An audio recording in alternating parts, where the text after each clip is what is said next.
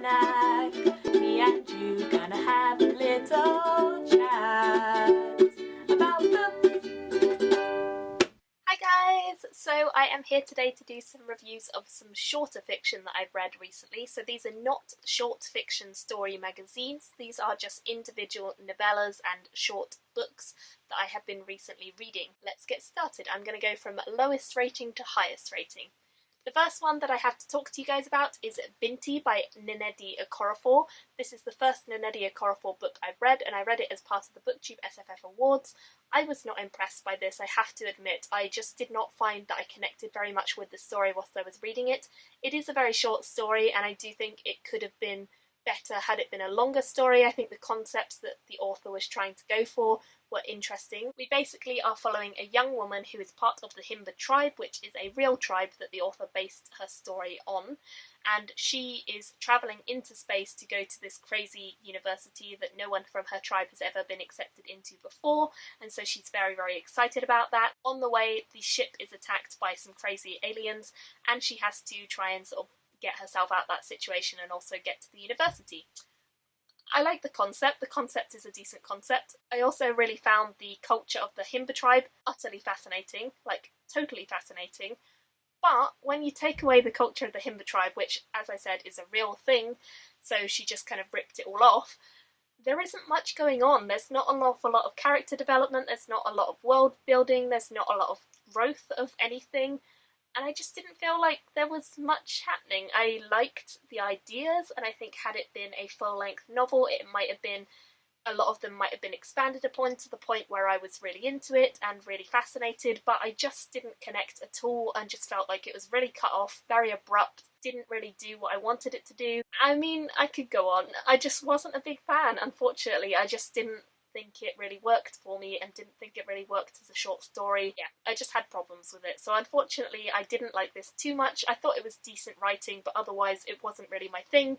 I gave it a 2 out of 5 stars. The next one I have is 7 Brief Lessons in Physics by Carlo Rovelli. This one is a tiny little book. As you can see, I think it's only just over 100 pages, something like that. And it is exactly what it says on the book cover. 7 Brief Lessons about Physics.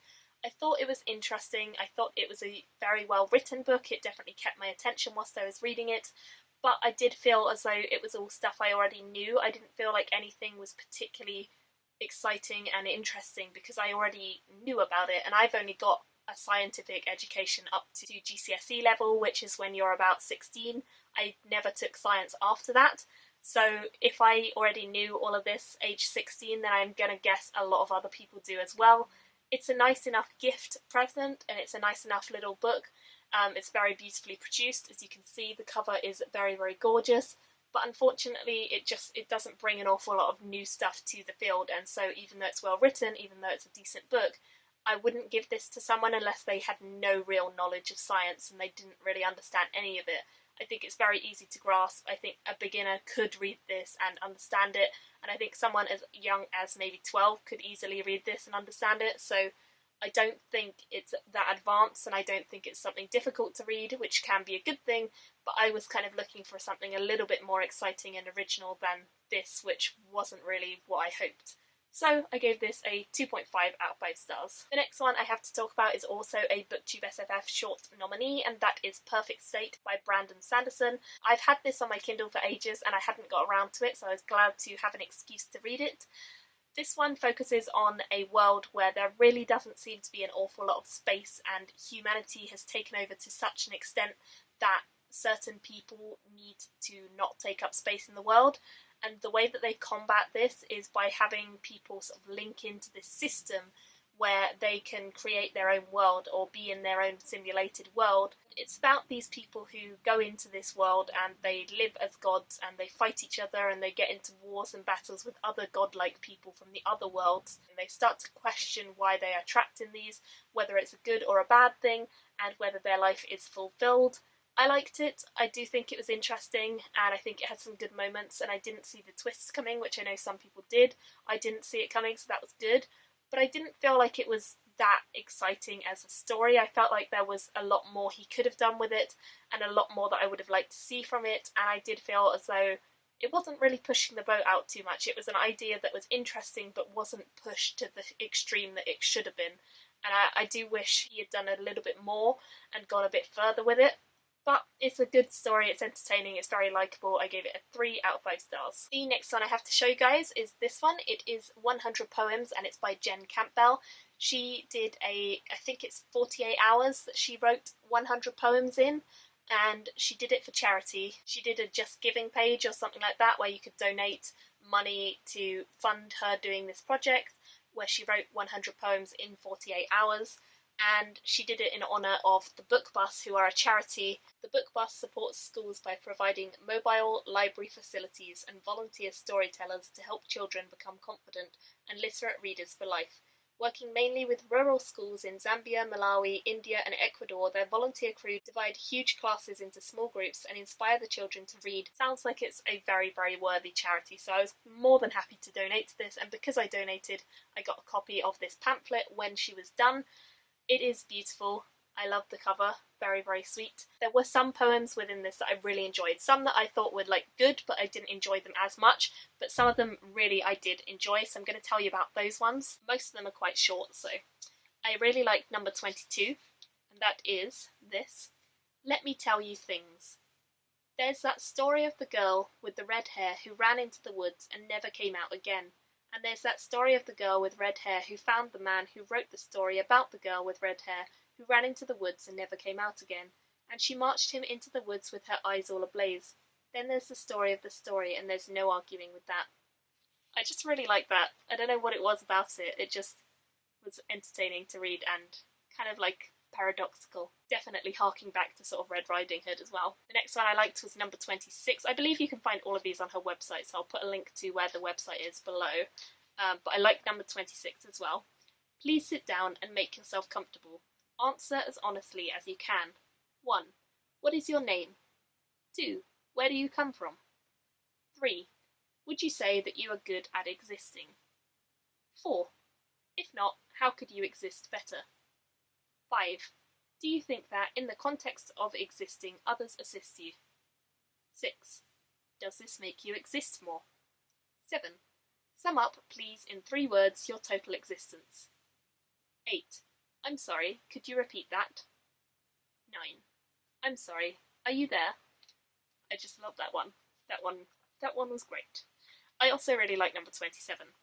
We take our wings off at the door because it's only polite to pretend that we are like you. It's for your own good, you know. Trust me. You'd never believe in magic if you could actually see it.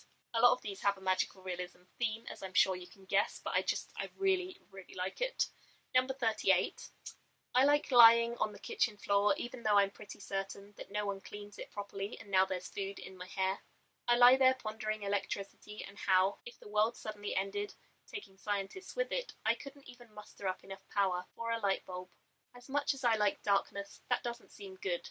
I wonder if I could somehow store electricity in my hair, for safekeeping.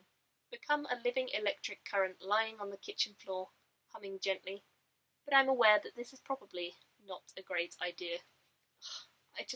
The visions that one gave me of this girl with electric hair was just, it was so weird but crazy, and I loved it. Oh, and number 90 as well. Okay, this one I think is one that all of us on BookTube can relate to.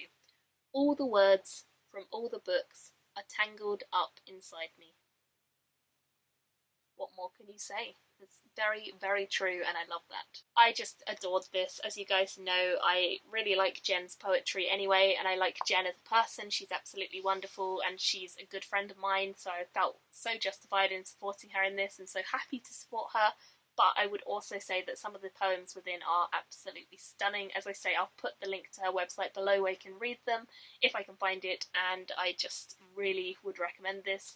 I gave it overall a 3.5, but there are some poems that I would give a 5, and those are the ones that I read out, and there were a couple of others as well. The next one I have to talk to you about is one that I read on tor.com, and this is The Paw Paw Prints and the Eucalyptus Gin. And this is a short story that I heard Rachel from Kalanadi talk about, so I'll put a link to her channel below. And she was talking about this and said that she really, really enjoyed it, so I thought I might as well go and read it and see what it's all about. And it's about a Pakistani family, focusing mainly on one man from the family, and he is living in America at the time we follow his story, but he grew up in Pakistan and in different countries surrounding Pakistan, so he is kind of reminiscing about the time that he spent there and the time that he had with his grandfather, who was a very, very wonderful figure, told him lots of stories and was very, very good at sort of playing with him and having fun with him. And because of the circumstances that you learn in the story, he decides he's going to take a trip back and sort of try and find out about his heritage a bit more. And when he does do so, fantastical elements get involved in the story as well.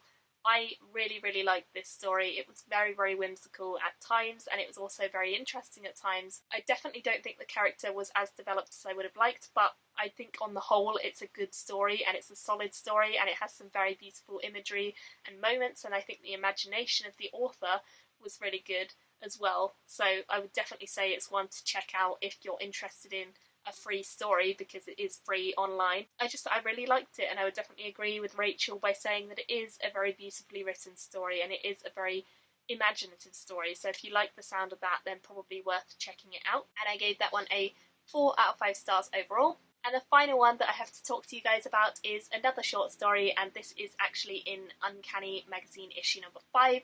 It is for the BookTube SFF Awards that I read this one as well, and it's called Midnight Hour by Mary Robinette Kowal. I will put a link to it below because you can read it for free online, so definitely go and check that out. I loved this. It was a fantastical sort of fairy tale-esque story.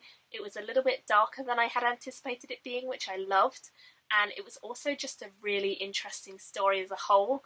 It focuses on this young queen and king, and they've made a deal with some sort of evil witch or something like that to protect their kingdom, and the secret of their deal is that the king is only going to be lucid for, I think, an hour of the day, and the king also doesn't know the name of the queen, so if the king ever utters the name of the queen, the enchantment that they have had put over their kingdom to protect it will go, and they will be attacked, and if the king is ever cured of his insanity, then again the same thing will happen. And I just found it such an interesting idea and very fairy tale-esque, but really beautiful.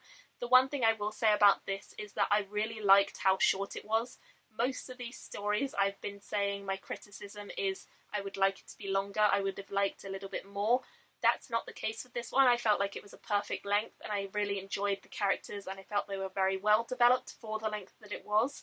So this one I really liked, and I gave this overall a 4.5 out of 5 stars, and I would definitely recommend checking that one out. I would love to hear your thoughts on these. I don't read enough short fiction, but I've been really getting into it the past few months, as you guys can probably tell from all of my reviews. I'd love to hear which ones you've read, if you've read any, or if you are planning on reading them, then what did you think of the sounds of them, and which ones are you likely to pick up? Thank you all for watching, and I will see you all very soon in another video. Bye! Thank you for watching my video today. Go pick up a book, then come back and chat with me again.